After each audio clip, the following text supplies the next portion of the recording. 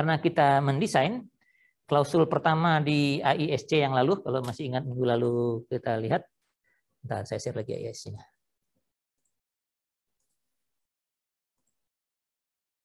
Klausul paling awal di awal. Nah, ini.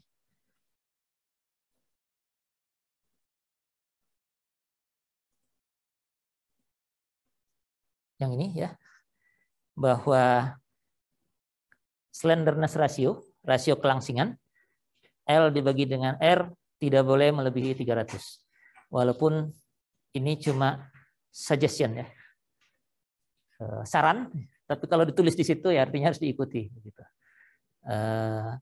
Jadi ini harus kita cek. Mungkin Anda harus dikenalkan dengan istilah R itu dulu. Saya nggak tahu sudah pernah ketemu dengan itu atau belum.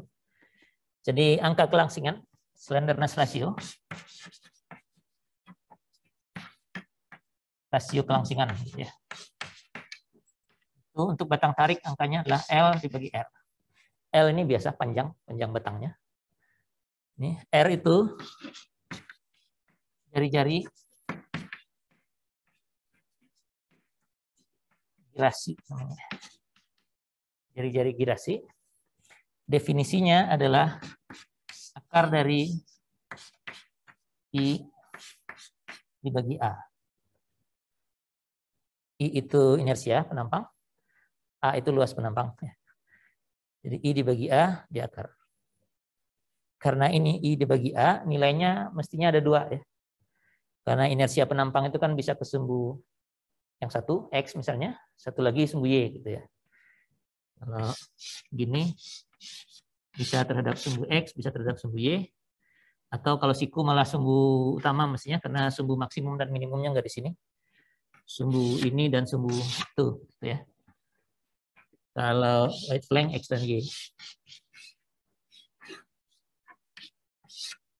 Ini sumbu X, ini sumbu Y. Jadi inersianya punya nilai untuk X dan Y, artinya R-nya bisa Rx, Ry. Nah, kalau ketentuannya L per R harus lebih kecil, sama boleh kayaknya ya. 300. Mestinya R-nya yang menentukan, kalau ada nilai, beberapa nilai begini adalah R yang lebih apa? L per R harus lebih kecil dari 300. Yang menentukan mestinya R yang kecil atau R yang besar.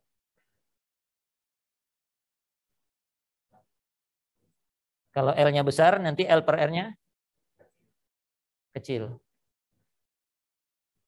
Kecil. Atau saya kasih angka deh. Kalau R-nya 3 sama R-nya 5, yang lebih menentukan yang 3 atau yang 5? Yang kecil. Kalau 3 yang kecil dong berarti ya. Karena kalau R-nya kecil, rasio kelangsingannya jadi besar gitu ya. Dan itu harus lebih kecil dari 300. Kalau itu terpenuhi, yang satunya R yang besar pasti memenuhi ya.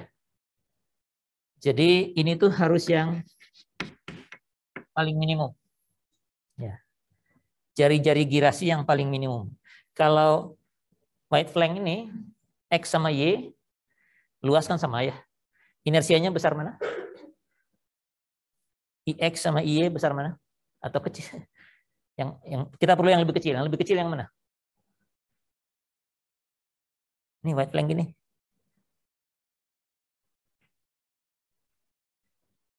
Saya ganti segi 4 kalau gitu. Ini X, ini Y. Yang lebih besar yang mana? I-nya dulu, I-nya dulu. R-nya ngikut kan sama nih. R kan akar I per A. Jadi kalau I-nya lebih kecil, R-nya juga lebih kecil. Ini inersianya mana yang lebih besar? IX ya. Karena H-nya pangkat 3 gitu ya. Sementara kalau IY yang pangkat 3 kan B-nya. Jadi IX lebih besar, IY lebih kecil. Jadi untuk white flank atau segi 4 atau apa, IY-nya yang menentukan. R-nya RY yang dipakai, karena itu lebih kecil. Untuk siku, I maksimum dan I minimumnya tidak terjadi di sini. Ya.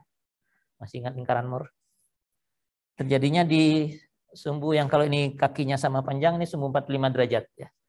Jadi yang minimumnya itu yang ini biasanya. R itu. Ini ada di tabel. Ya. Jadi di tabel siku, di sebelah sananya ada R minimumnya. Ya. Anda tinggal baca. Dari jari girasi minimum. Yang white flank juga ada, R-nya juga ada. Rx dan RY-nya. Jadi nggak perlu menghitung, tapi yang jelas Anda harus ambil yang terkecil di antara semua R yang tersedia. Begitu.